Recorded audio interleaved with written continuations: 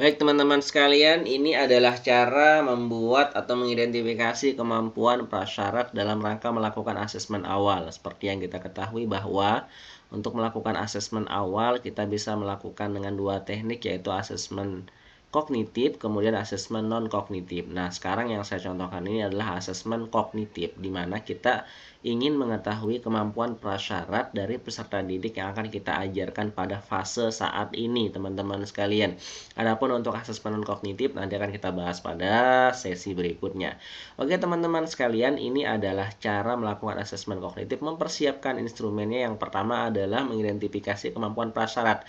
Prinsipnya, teman-teman sekalian, dalam rangka melakukan identifikasi kemampuan prasyarat ini adalah kaidahnya teman-teman harus mengidentifikasi fase saat ini ya dengan fase sebelumnya. Nah, di sini saya mengajar di fase F, Pendidikan Pancasila, atau di kelas 11 ya, teman-teman sekalian. Jadi, apa yang saya lakukan? Yang saya lakukan adalah saya harus mengidentifikasi fase F ya.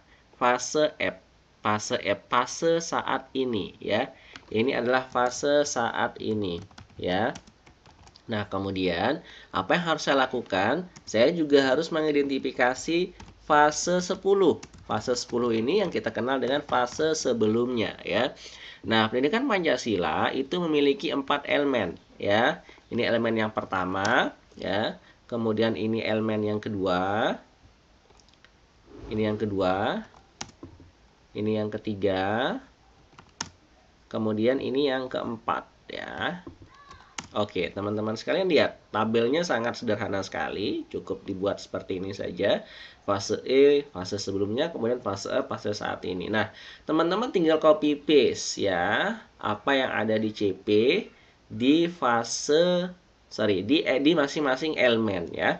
Nah, di sini untuk fase elemen Pancasila, fase E ini sudah saya kopikan di sini, teman-teman ya.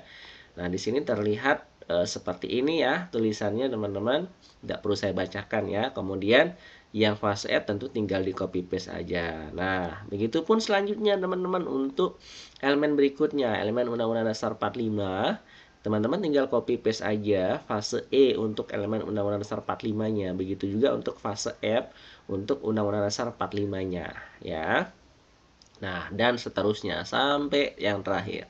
Nah, dari sini teman-teman sekalian, dari identifikasi fase sebelumnya dan fase saat ini, atau identifikasi kemampuan prasyarat ini, maka kita akan beranjak pada contoh soalnya ya. Kita dari sini kita akan bisa menurunkannya menjadi contoh soal. Nah, di sini teman-teman bisa lihat ya, contoh soal. Maka akan muncul contoh soal seperti ini ya. Pendidikan Pancasila fase F. Nah, di sini terlihat teman-teman elemennya. Ini elemennya ya.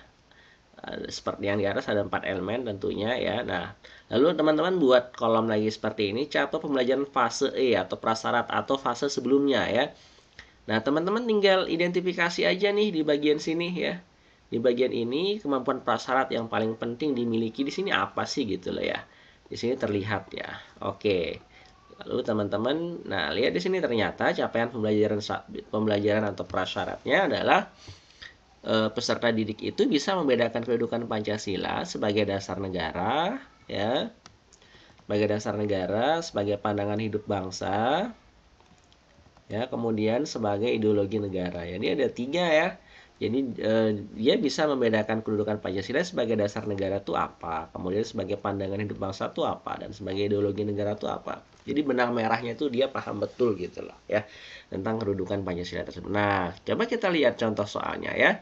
Nah, untuk contoh soal di sini teman-teman sebenarnya bisa variatif ya, nggak harus bentuknya contoh soal tertulis seperti ini. Cuman saya di sini milihnya yang contoh soal tertulis. Kalau teman-teman mau menggunakan lisan boleh ya. Boleh, atau mungkin dengan teknik-teknik lainnya ya, mungkin dengan observasi ya, dengan keterampilan ya, dan seterusnya. Ada banyak variasi yang bisa teman-teman lakukan. Nah, di sini saya ngambil contoh soal tertulis. Nah, lalu contoh soalnya akan seperti ini.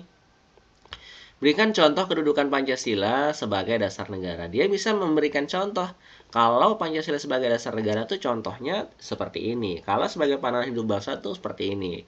Ideologi negara tuh seperti ini. Atau kita juga bisa melihat alternatif soal yang lain ya.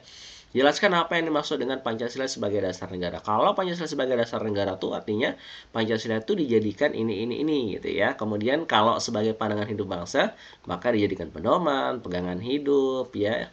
Nah, kalau dijadikan ideologi negara itu seperti apa gitu, dia bisa membedakan ya. Nah, itu kelihatan teman-teman sekalian di situ. Kemudian berikutnya untuk Undang-Undang Dasar 45 kita bisa lihat lagi elemen yang di atas yang sudah kita identifikasi.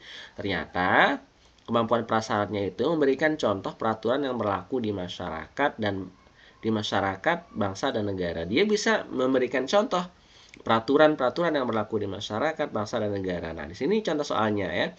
Berikan dan jelaskan contoh peraturan yang berlaku di masyarakat. Kalau di masyarakat itu apa saja sih peraturan yang berlaku di masyarakat? Misalnya awik-awik desa ya.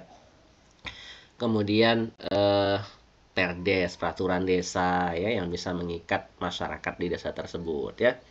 Dia bisa memberikan contoh, bisa menjelaskan gitu ya. Kemudian sebutkan tata urutan perundang-undangan yang berlaku di Indonesia. Dia bisa menyebutkan tata urutan perundang-undangan mulai dari peraturan yang tertinggi, ya, Undang-Undang Dasar 45, undang-undang, peraturan pemerintah dan seterusnya. Nah, itu kemampuan prasyarat ya, kemampuan prasyarat. Nah, berikutnya begitu juga dengan elemen berikutnya teman-teman, Bhinneka Tunggal Ika sama aja caranya seperti yang di atas ya sampai elemen yang terakhir. Nah, dari sini teman-teman sekalian, maka nanti kita bisa mendapatkan pengelompokan ya. Kita bisa menentukan pengelompokan untuk siswa kita yang nanti kategori melampaui ya, kemudian memenuhi, kemudian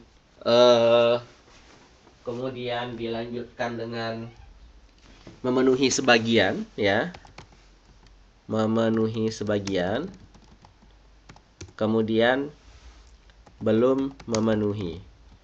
Nanti teman-teman sekalian, murid kita itu dari hasil jawaban soal asesmen awal kemampuan prasyarat ini akan terpetakan menjadi 3 kategori ini ya.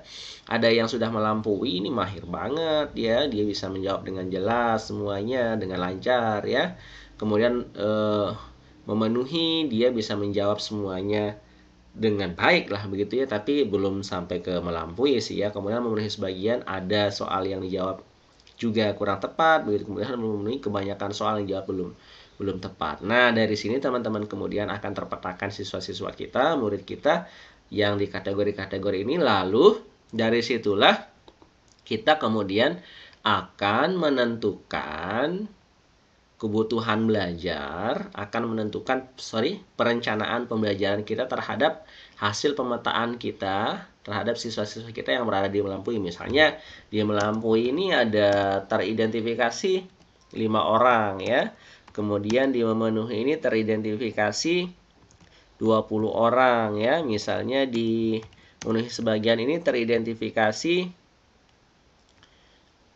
5 orang ya, misalnya belum memenuhi ini teridentifikasi 6 orang begitu ya. Nah, jadi dari sini kita bisa memetakan ya follow up atau tindak lanjut. Kalau memenuhi melampaui, maka nanti ini bisa menjadi tutor sebaya barangkali ya. Bisa menjadi tutor sebaya ketika pengelompokan ini bisa kita sebar ke kelompok-kelompok yang lain ya untuk menjadi peer teaching atau tutor sebaya di masing-masing kelompok itu ya. Kemudian memenuhi ini bisa melanjutkan pembelajaran tentunya dengan lancar. Ini udah lampu hijau banget nih teman-teman ya. Sudah lampu hijau yang di sini. Kemudian nanti yang di sini memenuhi sebagian ini bisa melanjutkan ya. Bisa melanjutkan dengan menggunakan